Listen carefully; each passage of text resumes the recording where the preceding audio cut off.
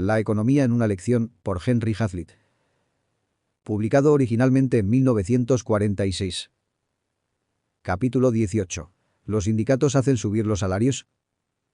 El poder de los sindicatos para subir los salarios con carácter permanente y en relación con la totalidad de ocupados ha sido notablemente exagerado. Tal exageración es, principalmente, el resultado de no reconocer que los salarios evolucionan fundamentalmente en función de la productividad del trabajo.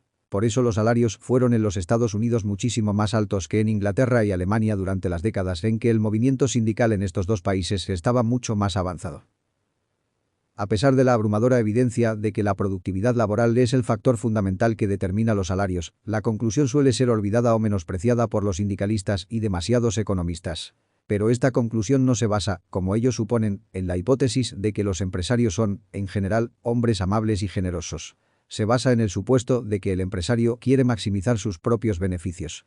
Si hubiera gente dispuesta a trabajar por un salario menor de lo que el empresario cree que vale su trabajo, ¿por qué no aprovecharse de eso todo lo posible?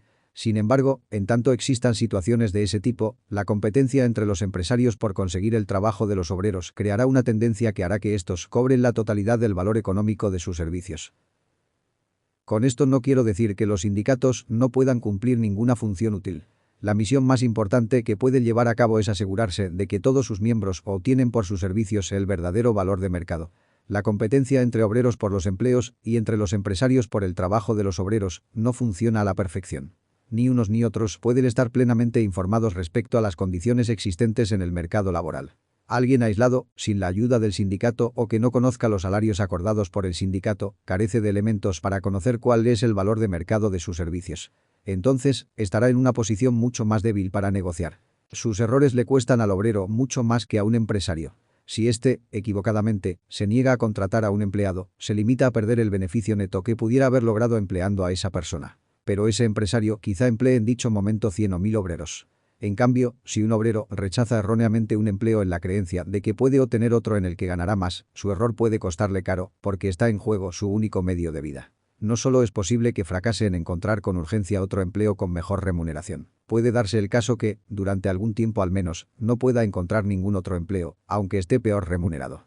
El tiempo es la clave del problema, porque tanto él como su familia necesitan comer. Por eso es posible que se vea tentado a aceptar un salario menor que el valor económico real de sus servicios, antes que correr esos riesgos. En cambio, cuando los obreros negocian colectivamente sus salarios con la empresa, surge un salario base que es muy útil para equiparar el poder de negociación y evitar los riesgos derivados de una errónea apreciación acerca de cuál es el salario de mercado. Pero es fácil, como muestra la experiencia, que los sindicatos, en especial con la ayuda de una legislación laboral que los favorece y solo crea obligaciones para el empresario, se excedan y actúen irresponsablemente, por lo que terminan buscando políticas miopes y antisociales.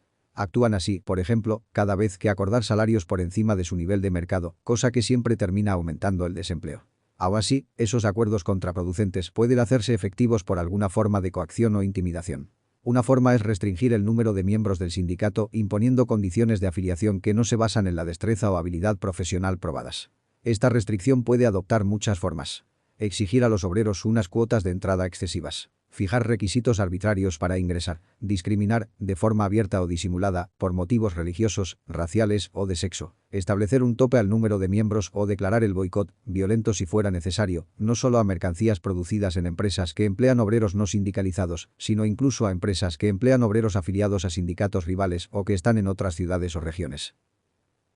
El caso más obvio de empleo de la fuerza y la intimidación para subir o mantener los salarios de los miembros sindicalizados por encima del valor de mercado es la huelga. Una huelga pacífica es posible. En tanto sea pacífica, es un arma sindical legítima, incluso cuando debería usarse raramente y solo como último recurso. Si un grupo de obreros interrumpe su trabajo, quizá logre hacer recapacitar a un empresario que les esté pagando menos que su valor de mercado. Puede darse cuenta de que es imposible conseguir otros empleados dispuestos a trabajar por los salarios que ofrece. Pero desde el momento en que los obreros se utiliza la intimidación o la violencia para imponer sus demandas, desde el momento en que se valen de piquetes para impedir que cualquiera de los empleados continúe en sus tareas o para evitar que el empresario tome a otros para que sustituyan a los huelguistas, su causa es cuestionable. Porque los piquetes no se emplean en realidad contra los empresarios, sino contra otros obreros. Estos otros obreros quieren ocupar los puestos de trabajo que los empleados anteriores han abandonado y están dispuestos a percibir los salarios rechazados por los huelguistas. Este hecho prueba que las alternativas que se ofrecían a estos nuevos obreros no eran tan buenas como las que rechazan los que van a la huelga. Si los huelguistas consiguen impedir por la fuerza que los nuevos obreros ocupen sus puestos, les impiden escoger la mejor alternativa disponible y les obligan a elegir algo peor. En ese caso, los huelguistas están en una posición privilegiada y emplean la fuerza para mantenerla contra otros obreros. Si el análisis anterior es correcto, el odio al esquirol no aparece justificado.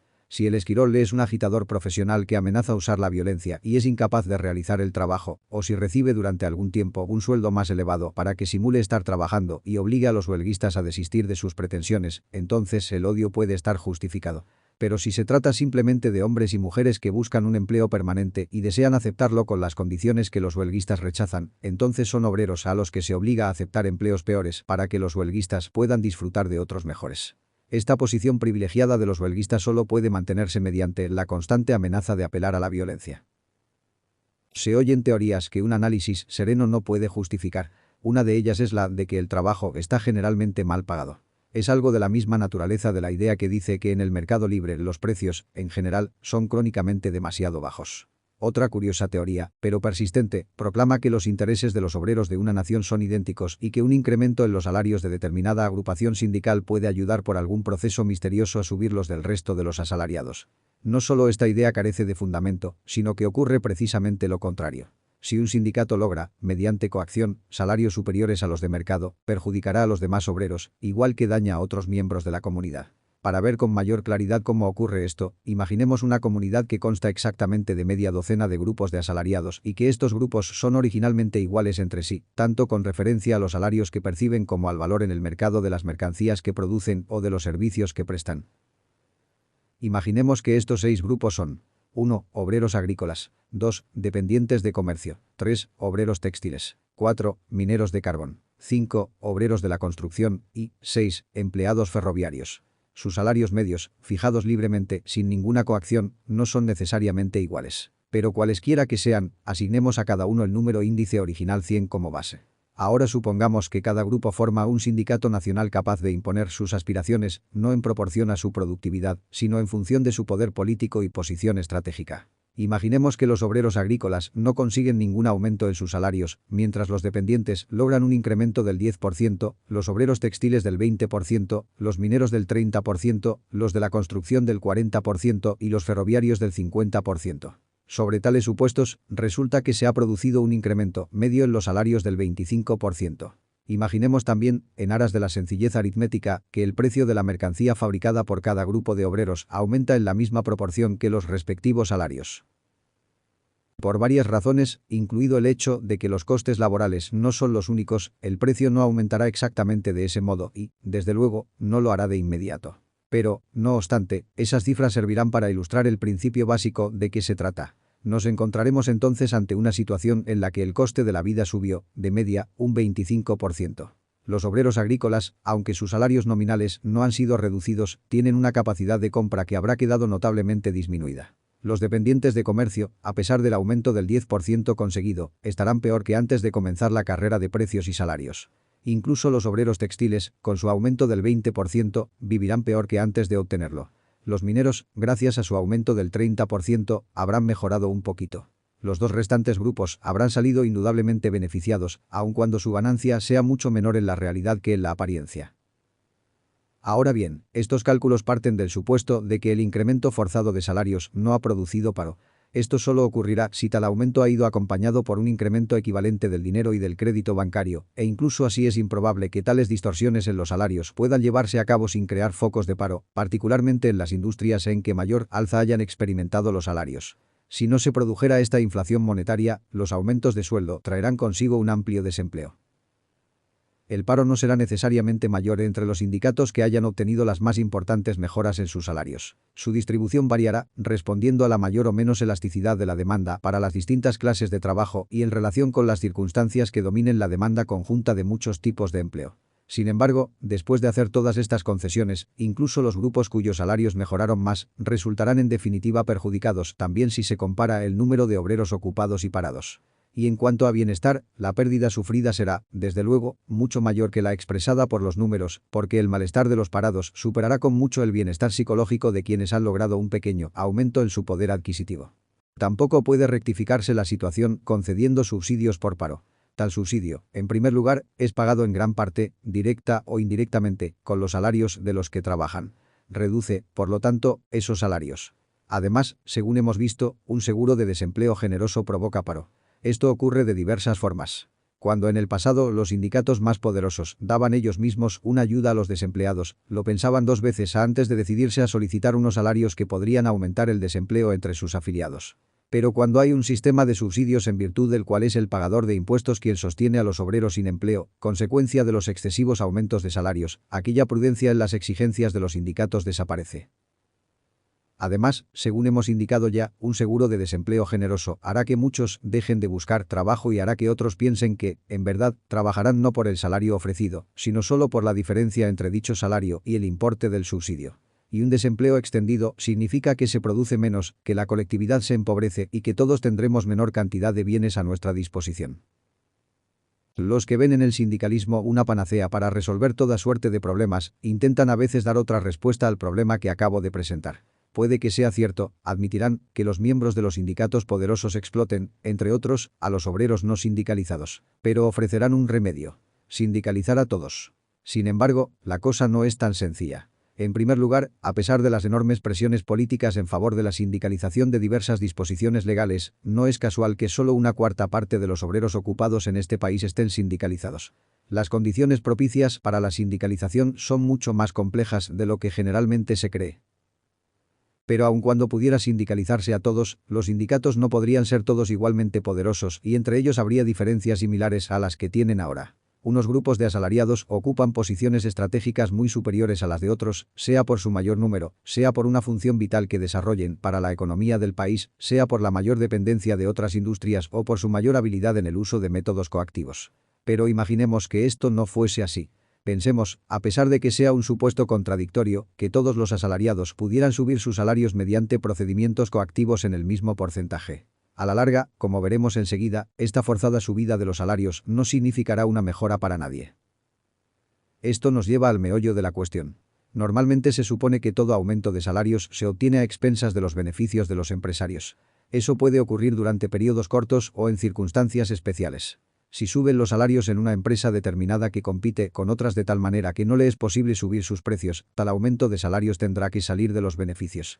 Esto es más difícil que ocurra si el incremento de salarios tiene lugar en toda una industria. En tal caso, la industria aumentará casi siempre sus precios y repercutirá el incremento de salarios sobre los consumidores. Como estos serán en su mayor parte obreros, verán sus salarios reales reducidos al tener que pagar más por un producto determinado. Es verdad que, debido al aumento de precios, las ventas de esa industria pueden descender, de manera que sus beneficios disminuirían. Pero el número de empleados y la nómina total de la industria en cuestión, con toda probabilidad, se reducirían en la misma proporción. También se puede imaginar un caso en que los beneficios de toda una industria se reduzcan sin la correspondiente mengua en el número de sus empleados. En otras palabras, se trataría de un caso en que un aumento de sueldos trajera consigo un aumento correlativo en las nóminas y en que el costo total lo soportarían los beneficios, sin que ello implicara la ruina de ninguna de las empresas del ramo. Tal resultado no es verosímil, pero sí concebible. Supongamos que tomamos como ejemplo la industria de los ferrocarriles, que no siempre puede repercutir las alzas de salarios sobre el público elevando las tarifas, por prohibirlo la reglamentación estatal. Es posible que los sindicatos consigan sus ventajas de modo inmediato a expensas de empresarios y accionistas. Estos disponían, por ejemplo, en otro tiempo, en el negocio de ferrocarriles, de fondos líquidos que han invertido, convirtiéndolos en vías y coches cama, vagones de mercancías y locomotoras. En un principio su capital podía haberse invertido de mil maneras, pero hoy está ya cautivo, por así decir, en un negocio concreto. Los sindicatos ferroviarios pueden forzarles a aceptar dividendos más pequeños sobre este capital ya inmovilizado. A los accionistas les interesará más que el ferrocarril continúe funcionando mientras consigan beneficios por encima de los gastos de explotación, incluso si no exceden de la 10ª parte del 1% de su inversión. Pero esto tiene inevitables consecuencias. Si el dinero invertido en ferrocarriles produce ahora menos que el invertido en otros negocios, los capitalistas no destinarán un centavo más a transportes ferroviarios. Puede que todavía reemplacen el material o las instalaciones que se desgasten para prolongar el pequeño rendimiento del restante capital. Pero a la larga ni siquiera se molestarán en sustituir los elementos anticuados o deteriorados. Si el capital invertido dentro del país produce menos que el invertido en el extranjero, situarán su dinero más allá de nuestras fronteras y si no encuentran en ningún sitio una remuneración suficiente que compense los riesgos, dejarán de invertir por completo. Por lo tanto, la explotación del capital por parte de los sindicatos, en el mejor de los casos, solo puede ser temporal. Rápidamente terminará y no tanto por lo indicado en nuestro hipotético ejemplo, sino por el hundimiento de las empresas marginales, del creciente desempleo y el reajuste forzado de salarios y beneficios, hasta el punto en que la perspectiva de ganancia se normalice, de forma que permita reanudar la inversión, el empleo y la producción. Mientras tanto, como resultado de aquel intento de explotar al capital, se habrá provocado un empobrecimiento general. Aun cuando durante algún tiempo el sector laboral haya conseguido una mayor participación relativa en la renta nacional, esta disminuirá en términos absolutos, de modo que las mejoras relativas del elemento laboral en estos cortos periodos suponen victorias pírricas y pueden también significar que los asalariados perciban ahora un total menor en términos de poder adquisitivo real. Llegamos así a la conclusión de que los sindicatos, aunque pueden asegurar durante cierto tiempo un aumento de salarios a sus miembros, en parte a expensas de los empresarios y más todavía a expensas de los trabajadores no sindicalizados, no incrementan, ni pueden incrementar, de ninguna manera, los salarios reales a largo plazo y para todos los obreros. La creencia contraria se apoya en una serie de ilusiones.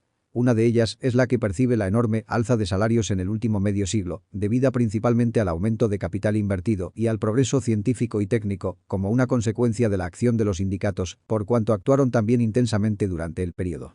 El error que más contribuye a mantener la referida ilusión se centra en considerar tan solo lo que una elevación de salarios, lograda en virtud de las demandas de los sindicatos, significa a corto plazo para los obreros que conservan sus empleos, sin tener en cuenta las repercusiones de tal mejora sobre el empleo, la producción y el costo de la vida para todos los obreros, incluidos los que lograron el aumento.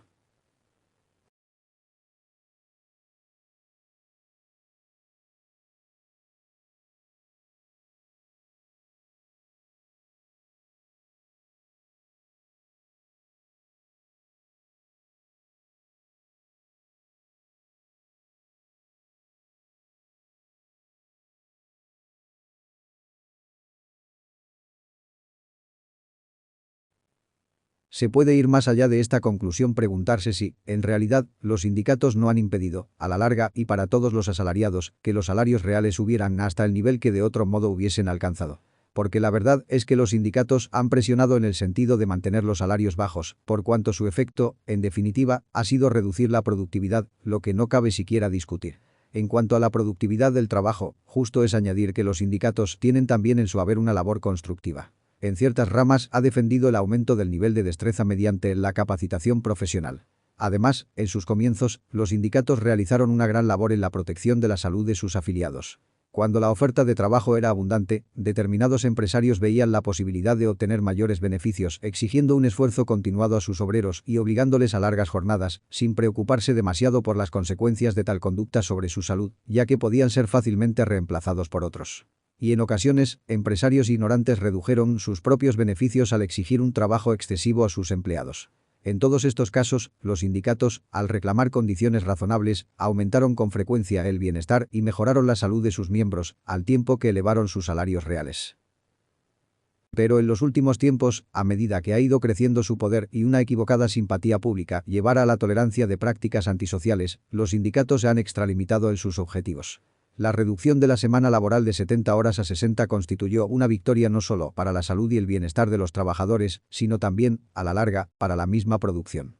Implicó un logro para la salud la reducción a 48 horas de la semana de 60. También fue una mejora para la salud y el reposo la reducción de la semana de 48 horas a 44, pero ya no lo fue para la producción y renta nacional. Los beneficios de acortar la semana laboral a 40 horas son bastante menores para la salud y el descanso, en tanto que la disminución de la producción y renta nacional aparecen más evidentes. Ahora, los sindicatos exigen la implantación de la semana laboral de 35 horas e incluso de 32, y niegan, sin embargo, que tal medida pueda y deba reducir la producción y renta nacional. No solo ha conspirado la política sindical contra la productividad al disminuir la jornada de trabajo. De hecho, se trata de uno de sus métodos menos nocivos, pues ha tenido al menos clara compensación. Muchos sindicatos han insistido en establecer rígidas subdivisiones del trabajo, que han elevado los costos de producción y han dado lugar a costosas y ridículas disputas jurisdiccionales. Se han opuesto a la retribución basada en la producción y eficiencia y han propugnado el mismo salario por hora para todos sus miembros, prescindiendo de las diferencias de productividad. Han insistido en el ascenso por antigüedad y no por méritos. Han presionado para que fueran despedidos y a veces cruelmente maltratados, hombres que rendían más en el trabajo que sus compañeros. Se han opuesto a la introducción o perfeccionamiento de maquinaria. Han impuesto normas para hacer necesarias más personas o más tiempo para llevar a cabo determinada tarea. Incluso han obligado, con la amenaza de arruinar a los empresarios, a emplear personas que no eran necesarias en absoluto. La mayoría de estas políticas se basaron en el supuesto de que solo existe una cantidad fija de trabajo a realizar que ha de repartirse entre tantas gentes y horas como sea posible, a fin de no consumirlo demasiado pronto. Esta creencia es totalmente falsa. No hay en realidad límite alguno al trabajo a realizar. El trabajo crea trabajo. Lo que produce A crea la demanda de lo que produce B. Pero como ese supuesto falso existe, y porque la política sindical se basa en él, el efecto neto de la acción sindical es reducir la productividad por debajo del nivel que de otro modo se hubiera alcanzado. Por consiguiente, su efecto a largo plazo y para todos los asalariados ha sido reducir los salarios reales, es decir, los salarios en relación con las cosas que pueden comprar. La verdadera causa del tremendo incremento experimentado por los salarios reales en el último medio siglo, especialmente en los Estados Unidos, ha sido, repitámoslo, la acumulación de capital y el enorme avance de la técnica que tal acumulación ha hecho posible. La reducción del incremento de los salarios reales no es, por supuesto, algo inherente a la naturaleza de los sindicatos. Ha sido el resultado de una política equivocada. Todavía estamos a tiempo de cambiarla.